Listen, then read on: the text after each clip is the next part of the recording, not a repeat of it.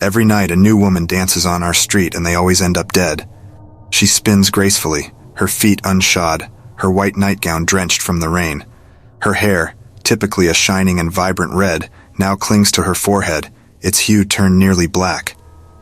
Thus far, I've witnessed 3 women perform this dance before her.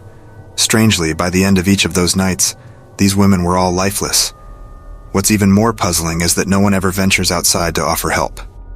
The first woman materialized a little over a week ago. It was a tranquil night. My parents and my aunt huddled in the living room, engrossed in watching television. My Aunt Aubrey had come into town a few days ahead of my 18th birthday, extending her stay beyond the initial plans. She wasn't a frequent visitor, so her presence was a rare treat, filling me with anticipation. I had retired to my room after dinner, feeling unwell for some inexplicable reason. My stomach churned and my body felt oppressively heavy. I took refuge in my bed and sleep enveloped me before I could form another coherent thought. It was a pain in my abdomen that jolted me awake shortly past midnight. After a bout of vomiting and a quick toothbrushing, I yearned to return to bed. However, an odd sound outside drew my attention. A soft tapping noise, accompanied by a faint hum, seeped into the room. These sounds were astonishingly out of place on our street, which was renowned for its tranquility, even during the night. The strangeness of the situation propelled me to my window, my eyes widening in disbelief as they met a surreal sight. The sounds were the result of a young woman's footsteps, clad in a black leotard and tights, her hair artfully pinned up in a glistening bun. She moved with a fluid grace akin to a ballet dancer. Her form seemed fragile, yet her movements were infused with a delicate strength. I remained transfixed, gazing at her mesmeric dance while pondering the inexplicable nature of the occurrence. The neighborhood's residents adhered to strict codes of silence, rendering nocturnal disturbances utterly unheard of. An urge surged within me to descend the stairs and rouse my parents or my aunt, in the hope that they might witness this uncanny spectacle. I was certain, however, that they would regard my account with skepticism if I recounted it the following day. I mulled over the idea for but a fleeting moment. A sensation of unease gripped me, a sensation which I attributed to the peculiar episode. The idea that our neighbors, typically so restrained in their habits, would exhibit this level of public engagement remained unsettling. Determined to assuage my curiosity, I pushed the notion of alerting my family to the back of my mind. What I was witnessing demanded my full attention, and I returned my gaze to the window. The young woman's dance underwent a transformation, an alteration that rendered it less of a balletic performance and more of an otherworldly phenomenon. Gradually, her visage assumed an eerie hollowness. Her eyes widened, expanding to the limits of her sockets, and her mouth followed suit. Her movements grew rigid, her limbs advancing with a robotic precision. Her dance became a sequence of methodical steps, each limb shifting mechanically in sequence.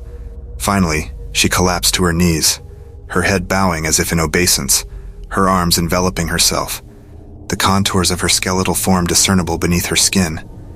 As she released her arms and raised her gaze, her fixed eyes seemed to bore into my own, despite the fact that the room remained shrouded in darkness.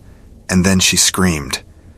I recoiled from the window, propelled by a mixture of shock and terror, and raced toward my parents' bedroom.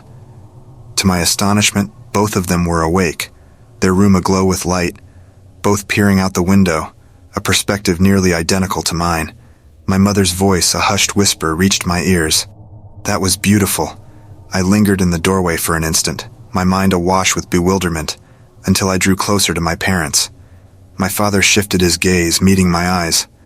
"Oh, Andy, why are you still up?" He advanced toward me, intercepting my field of vision and obstructing the window's view, a clear intent to shield me from the scene unfolding beyond. Inexplicably, I could glimpse the dim illumination of other windows being ignited across the street, and the notion that my procession across the room might have drawn their attention was disconcerting. "Did anyone call for help?" I inquired, my voice tinted with a note of concern. My mother shook her head, her gaze unwavering. "No, dear, but someone came to assist." With a soothing smile, she regarded me. "Don't worry, everything is fine." I endeavored to convey my misgivings about the events I had witnessed, my voice a blend of apprehension and doubt. She appeared unwell, or worse. There was something decidedly amiss. My mother's hand tenderly alighted upon my arm. "Relax, darling, it's all right. Did you not feel well earlier? Perhaps you imagined things. My prior distress over my health had indeed been eclipsed by the bizarre occurrence outside my window. Yes, I felt unwell, but the sight was real. People on this street don't make a sound during the night. My father intervened, offering a genial smile.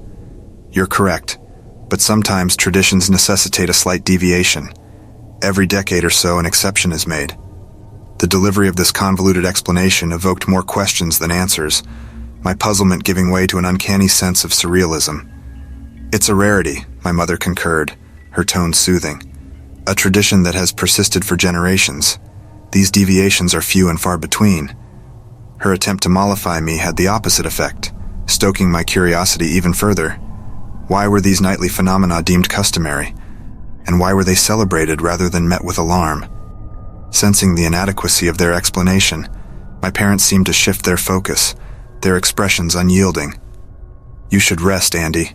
Tomorrow is a new day, my father recommended, his tone signaling the cessation of our discussion. Unsettled by the enigmatic series of events, I retreated to my room, casting a final glance toward the vacant street below before drawing my curtains shut. The following day commenced with the alluring aroma of apple cinnamon pancakes that wafted through the air, beckoning me to the source of this tantalizing scent. The path led me to our kitchen, where my mother was diligently tending to the stove, while my father and aunt were seated at the table, a breakfast spread fit for a feast adorning its surface. "Good morning, dear." My mother greeted me with a warm smile. "Would you like some coffee?" I replied with a mumbled affirmation, my demeanor reflective of my ongoing contemplation of the perplexing occurrences of the past nights. "Morning, buddy," my father chimed in, his tone congenial. My Aunt Aubrey, engrossed in her meal, refrained from joining the conversation. "Did you observe the happenings last night?" I queried Aubrey. She failed to raise her gaze from her plate, delivering a lackluster response. "I slept through it." "Sleeping through that? You must have been exhausted," I replied incredulously. She shrugged, seemingly unfazed. "Perhaps I'll witness it tonight." "Tonight?" I echoed, bewildered by her nonchalance. Aubrey finally looked up, fixing her gaze on me. "Aubrey," my father's voice interjected, firm and reproachful. A hint of a defiant smile curled Aubrey's lips. "Oh, come on, John. He's bound to witness it again, or someone will undoubtedly enlighten him. There's no use pretending otherwise." My father emitted a beleaguered sigh, his tone one of resigned exasperation. "Always a delight when you visit, Aubrey." Aubrey proceeded to consume her breakfast in silence, my mother diligently replenishing my plate with pancakes. "Mom, I can manage that myself," I protested gently. She continued her task unabated. "Nonsense, dear. Sit down and enjoy your meal. As for the curiosity you're harboring, this is a unique town, and the irregularities we've witnessed are simply due to a time-honored tradition." My father chimed in, his tone one of reassurance. "Exactly, a tradition. Nothing more, nothing less. These exceptions are infrequent, but they have their place." With my curiosity still burning, I pursued the conversation further. "But why? And how come I've never heard of it before?" "Well, you were too young to comprehend last time, and it's infrequent enough that it doesn't often come up in conversation," my mother explained. My father concluded the discussion, a wry smile adorning his lips. "A tradition, son. Nothing more than that. Every 10 years, and that's hardly frequent." As they brushed off my inquiries with vague explanations, my mind continued to churn with bewilderment, the incongruity of the situation eluding my comprehension. I wondered whether my Aunt Aubrey might provide more insight, yet her presence offered little comfort in this regard. Aubrey's presence persisted only temporarily, and her absence provided me the solitude I required to contemplate my perplexity.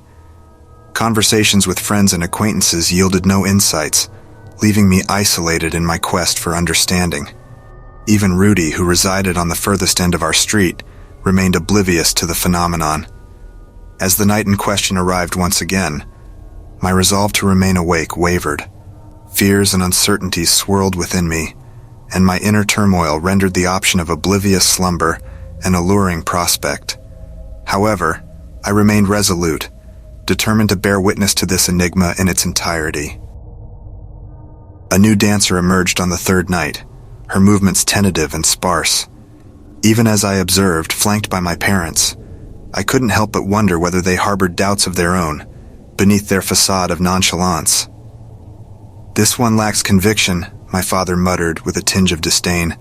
"She should feel honored." My mother's grip on my arm tightened as she offered a somber nod, her countenance pensive. The dancer's display concluded in an abrupt and unceremonious collapse, her form prone on the pavement.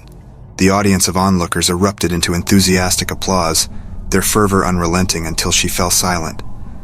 My mother wiped a tear from her eye, her voice trembling as she addressed my father. "Our daughter, John. She'll have to experience this someday." My father's hand pressed against my shoulder, his gaze unyielding as he offered his perspective. "It's a way of life, and she'll come to understand it. Someday she might have a daughter of her own." In their words, I discerned a blend of resignation, acceptance, and a tinge of longing. As my mind reeled from the weight of the revelation, I considered the significance of these traditions and the unique environment in which I had been raised.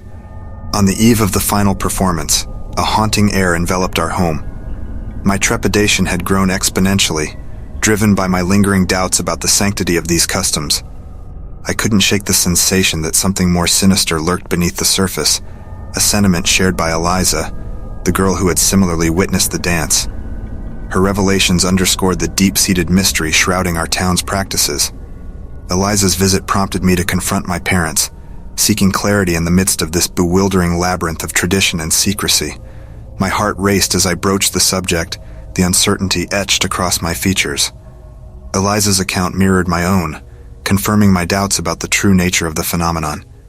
As my parents offered their explanations, their words bore an air of resignation, a resigned acknowledgement of a reality they had come to accept. "But why? Why perpetuate this?" I beseeched them, my voice tinged with frustration and desperation. My mother's gaze shifted to Aubrey, her eyes welling with tears. "It's a cycle we can't escape. A tradition born of necessity, the weight of generations pressing upon us." Aubrey's somber voice resonated within the room, laden with the wisdom of one who had grappled with these truths for years. "We women, born with a curse we cannot defy. We can flee as I once did, yet it pursues us. When our time arrives, we are powerless to resist." A haunting silence hung in the air, my mind grappling with the implications of their revelations. My parents, having inherited these customs, carried the burden of their legacy, while Aubrey's perspective was steeped in the sorrow of her own family's tragic history. Their acceptance of the situation was indicative of a resignation that transcended their individual wills, revealing a tapestry woven over generations.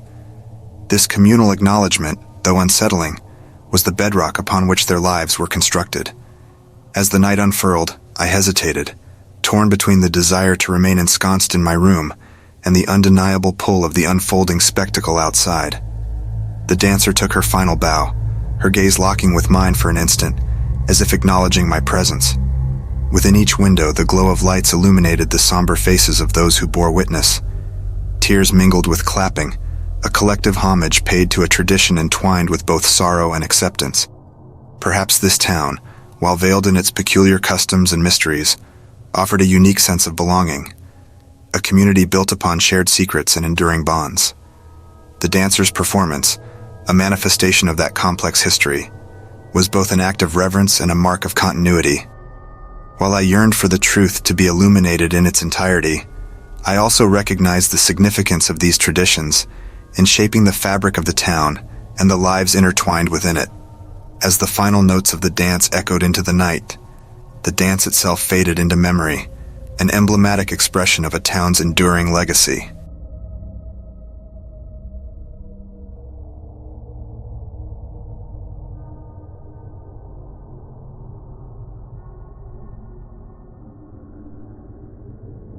Let me tell you about this thing in the drop ceiling. My name is David, and I'm just your typical engineer and owner of a small business. You know, I've been pouring my heart and soul into growing and expanding my business. It's been quite the journey, especially since it's what my late wife wished for before she passed away. Yeah, life threw us a curveball when she got diagnosed with cancer shortly after we welcomed our little bundle of joy, Kelly, into the world a decade ago. The universe has its own way of testing us, right? Let me tell you, those days were something else. We had everything meticulously planned out for the next 5 years, and then suddenly it all came crashing down. But hey, That's all water under the bridge now. I miss my wife like crazy, but Kelly has this way of filling that emotional void in her own unique way. Kelly's no ordinary kid, let me tell you. She's got a keen mind and picks up on things faster than you can say engineering. I've been taking it upon myself to teach her a thing or two during our free time. You see, I'm not entirely sold on what they teach kids in school these days, so I've been instilling in her the importance of curiosity and questioning everything she hears until she's done her own research. And I've been pretty upfront about my skepticism when it comes to spirituality, ghosts, souls, and all that jazz. To me, those are just constructs people conjured up to find some sort of moral compass in life. You know, the whole reward and punishment deal, karma, and the consequences of our actions. Maybe that's not the wisest route, but I've been dead set on making sure my kid doesn't grow up believing in all those ghost stories and nonsense. But you know how life has a way of surprising you and shaking up your beliefs. Now picture this. It was just another ordinary morning. I did the whole dad routine, woke Kelly up, prepared breakfast, you know the drill. "Don't forget to brush your teeth, sweetie," I reminded her. And as usual, she retorted, "You don't have to tell me twice," with a big grin before darting off to the bathroom. Got myself ready, grabbed my laptop, and headed out the door. "Hurry up or you'll be late for school," I shouted, glancing at my watch. And like a flash, she was by my side, racing me to the car. Dropped her off at school and dove headfirst into the day's chaos, meetings, plans, and the usual hustle. By the time I got home, I was basically running on fumes. After sharing a meal and catching a bit of TV, I figured it was time for some shut-eye. "You can hit the hay if you want, but I've got this amazing show to catch, so I'll stay up for a bit," Kelly informed me, giving me those puppy eyes. She might act all mature, but at the end of the day, she's still just a kid. "All right, but no more than an hour. It's almost 9, got it?" I reminded her. "Yep, thanks a bunch," she replied. I retreated to my room, collapsed onto the bed, and drifted off into a deep slumber.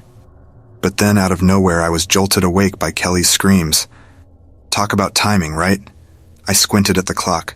2 a.m. Seriously, what is it with these unearthly hours? My heart raced, adrenaline pumping through my veins as I jumped out of bed and dashed to her room.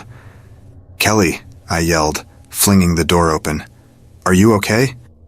My eyes were still adjusting to the darkness, but I could make out her silhouette on the bed. "No," she whimpered. I turned on the lights and sat down beside her, my worry rising but somewhat relieved that it was likely just a nightmare. "What's the matter, honey? Tell me what happened." I gently placed my hand on her shoulder.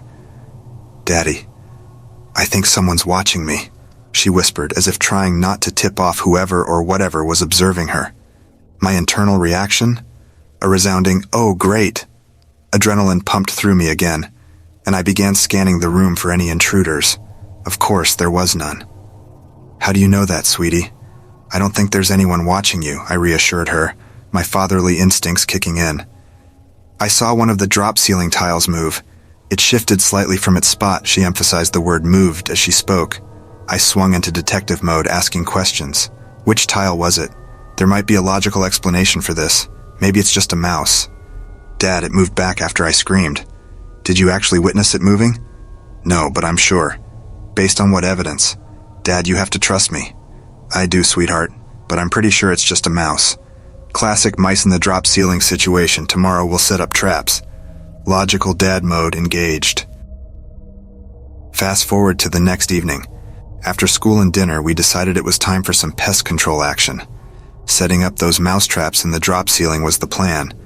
Kelly, ever curious, asked, "Why 4 traps, though?"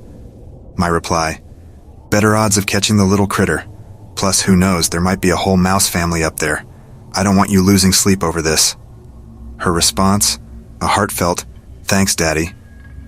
In the following days, life carried on. Work, homework, and trying to catch up on some sleep. But that haunting 2 a.m. call came around again. "Daddy!" echoed through the house. I scrambled out of bed, checking the clock. 2 a.m., once more. Groaning internally, I rushed to Kelly's room. "Kelly, you okay?" I flipped the light switch, but nothing happened. "Kelly," I shouted, frantically scanning the dark room for her. Finally, I found her on the bed. "Kelly, are you all right?" I inquired, my heart pounding in my chest. "No, it's still watching me. It's watching us right now," she sobbed. I was there in an instant, sitting beside her and pulling her into a reassuring hug. "Where is it?" Which tile? I asked, ready to face the invisible enemy. In the corner, she quivered. I focused on the tile. It was open.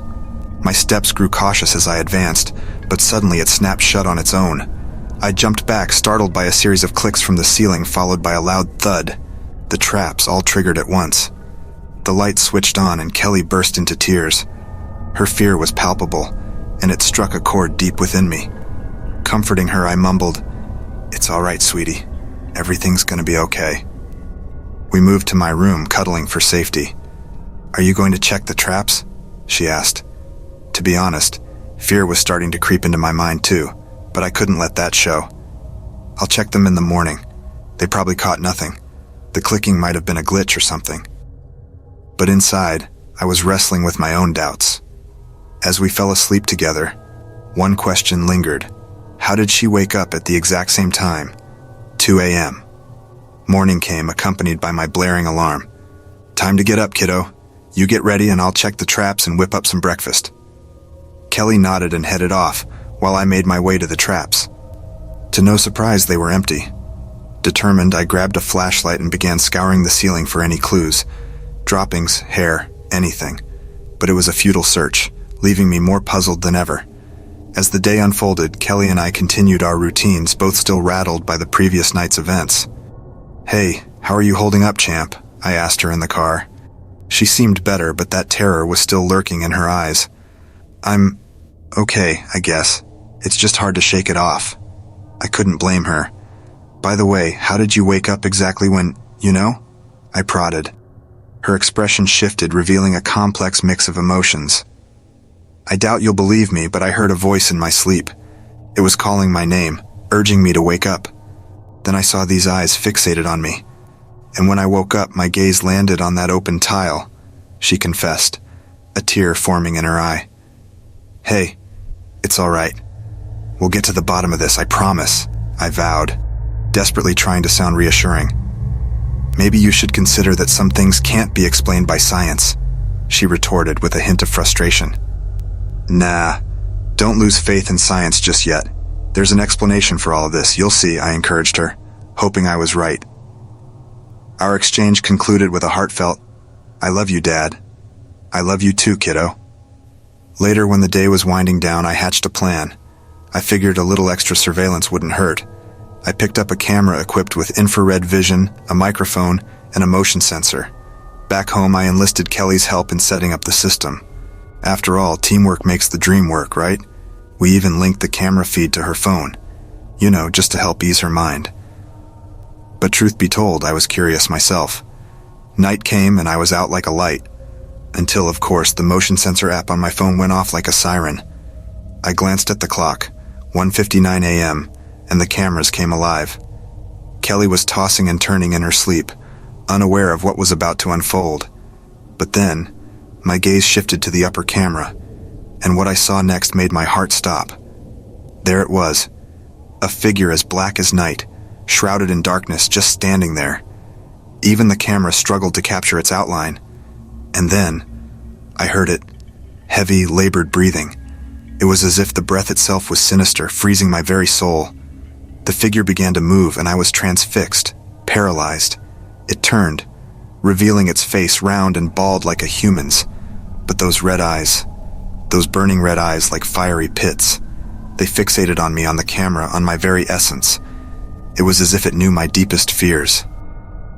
And then, as if sensing my vulnerability, it grinned. My blood ran cold as it began to move away from the camera, causing the feed to cut off. It must have severed the wiring. I quickly switched to the other camera, Kelly's room. She was wide awake, her gaze fixated on the ceiling, the very corner where the tile was. My gut twisted as I realized the tile was open again. I threw my phone away and sprinted to her room, calling out her name. "Kelly, are you okay?" The lights wouldn't come on, but I found her on the bed, fear in her eyes. My heart ached for her. "Kelly, grab onto me." I scooped her up, not giving whatever was lurking in the corner a chance. It lunged at us, but nothing would stop me from getting Kelly to safety. We locked ourselves in my room and I immediately dialed 911. When the animal control arrived, I played it safe and reported a rabid animal. It was easier than admitting the truth. that something far more sinister was haunting our home. They combed through the rooms, checking for signs of an animal while I held my breath. Kelly's room was ransacked, tiles torn down, and the ceiling revealed a massive crack leading, well, who knew where. Their advice? Leave the house for a while and call in an exterminator. But deep down I knew this was no mere vermin. Days passed and the exterminator came and went, claiming he found nothing noteworthy. He tried to gas the crack, but the gas just flowed endlessly. The crack seemed like a portal to some dark abyss. Frustrated, I made a decision. It wasn't worth it. I put the house up for sale, wanting nothing more to do with it. I moved as far away as possible, but I couldn't ignore the nagging curiosity about what the new owners might face. So there you have it, Reddit. My tale of the inexplicable. Life moves on, but sometimes there are things that science can't quite grasp. I've got Kelly to protect after all. As for what lies in that house now, well, it's someone else's puzzle to solve.